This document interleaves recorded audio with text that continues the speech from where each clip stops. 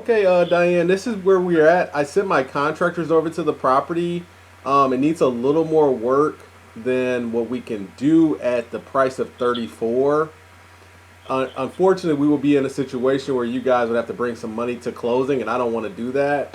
What me and Deontay were, Okay, the kids can't afford to do any I closing. I know that's this is why me and Deontay want to get on the phone. I'm gonna tell you the best strategy that we've done in the past to help families out is we do what is called like a wrap lease, where we lease the property for what you owe as the mortgage, and we make the repairs on the property and we manage the house. So it's kind of like how you if you were to rent a house, how the landlord comes out and fix everything.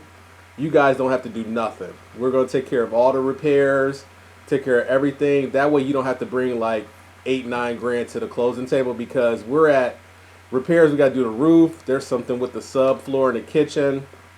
So this is the best strategy is to allow us to basically lease it from you and give us the authority to make the repairs. Because other than that, the property would be no way we could sell it.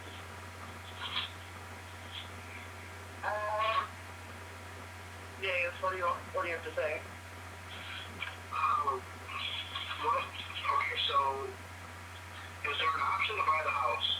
Yeah, we're literally going to literally buy it, but we can't.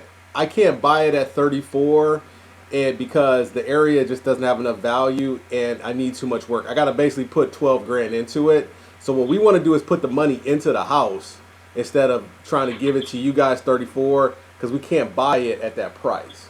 We would have to have you guys bring or make the repairs. Does that make sense? Okay, well, What happens at the end? Oh, at the end, we're going to go ahead and buy the property at the end of the lease. That's our plan. But we can't. Literally, the bank will not let us buy it with those repairs and at that price. We can literally do it at 18 to 20 grand. Did that make sense? that's what I wanted to know is that number. Yeah, literally, we don't have a lot of room with the repairs that need to be done. That's why I sent my contractor out first, so that way we can see how much work it needed. And appraisal, I just can't get an appraisal over there for that price. So what we do is when we help people out, this way you can still apply for your mortgage and buy your new house because you're going to have this as rent. So let's say your mortgage is 350, we're going to literally pay you 350 a month until we literally get everything situated and for the duration of the lease, if that makes sense. How long would the lease be? It kind of depends on how we structure everything. With this situation, it kind of depends because Deontay will be taking this one. I've done multiple deals like this where I help homeowners get out of that situation because literally you guys would have to make all the repairs and literally or bring like 12,000 to the closing table. So it kind of depends. I liked it because this would be Deontay's first one, but this I've done multiple ones, so I'm gonna be helping him with him. So it kind of could be a year lease, and we can review it after the 12 months, if that makes sense. And then you would purchase the home for how much at the end of that year lease? The plan is to give it to you for 34, but we can't do it until I get appraisal value and everything, if that makes sense. Okay. Okay, this is gonna have to be something we're gonna have to talk about because Absolutely. the kids are gonna have to be able to do their home. Yeah.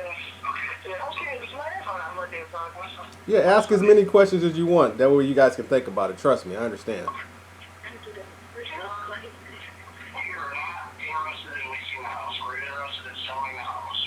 Flat out. Okay, I can respect that. Now, would you be willing to bring like some money to the table, or you just how would you like to structure it? Well, it depends. We need to know a solid number for an offer. Okay. Okay. I guess if it's doable, we're not interested in leasing. I understand that that's a good idea, but that's not something that we're interested in. Okay. So we can work up a figure for what a solid cash offer is or whatever it is. Okay. Let me ask you this. Go ahead. Go ahead. Go ahead.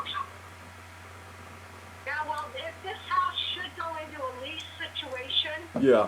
who is responsible for repairs to that house when that house is under lease? Literally us. You don't have to do nothing but just make your mortgage payment. That's why I was like, this is the best option. And if something should happen to that house, that would be a drastic, horrible situation. Who's responsible for it at that point? At that point, it will be an insurance claim, right? So we would assess it far as insurance.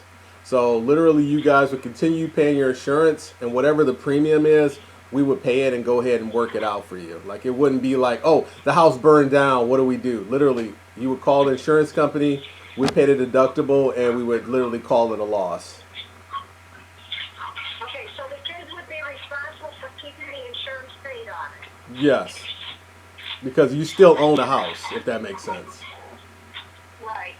Literally, this is just to make it so you guys don't have to bring no money to the table. So if you say, oh, cash offer, we're at like 22,000. So you'd have to bring almost 12 grand because I have to replace the roof and redo the kitchen subfloor. Like it just doesn't make any sense. You know what I mean? Okay, but if you had renters in there and they tore up the house, you guys would be responsible. Yeah, we would be responsible because we put the tenant in there. We do an aggressive screening, so we definitely take care of that. Now, depending on how bad they screw it up, obviously it would be an insurance claim. Did that make sense? Also, the house wouldn't stay empty. They might run it out. Yeah, that's our. Either we're gonna sublease it. That's why we say we're sublease, and we take care of all repairs and all issues. Like all you'll be doing is getting a check every month. To make the payment. Exactly. That's literally it. That's your only Can we- obligation. Can we discuss this and get back Absolutely. with you guys? Absolutely. I just wanted to explain everything to you. Take your time. Give Dave a number to what you're looking at for a purchase price. I think you said Uh, 22. About 22, 23 because of the roof. Literally. I just don't have a lot of value over there. Okay, all right. Give us, all right, Oh, yeah, give us absolutely. some time to talk this over if you would, please. You definitely got it. Take your time. All right, thank you so much, Tom. Thank you, guys. Take care. All right, yep, you too, thanks. Bye-bye. Bye-bye. Okay. Okay, that's what we call a sublease when a person else owes too much money on a property. That way I just wanted to get the call recorded so that way you guys can see how I explain it and the benefits of it versus you having to bring money to the table. Yeah, Deontay, did that make sense? Yeah. Okay, crystal clear.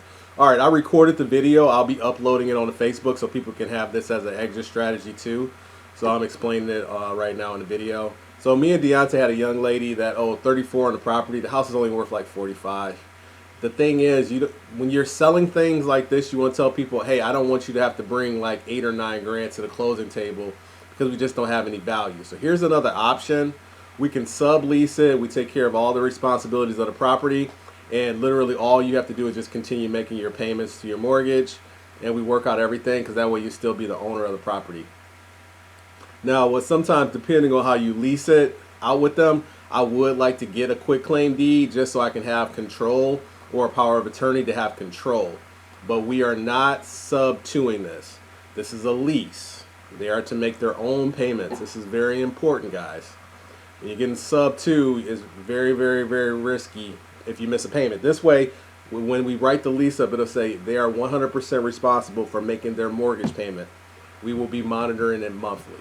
We are 100% responsible for making the repairs on the property. We are literally subleasing it and taking all responsibility for the property. Hopefully that makes sense, guys, and I'm welcoming any questions, and I'm going to continue with Deontay. This will be on the Facebook and the YouTube page. Thank you so much.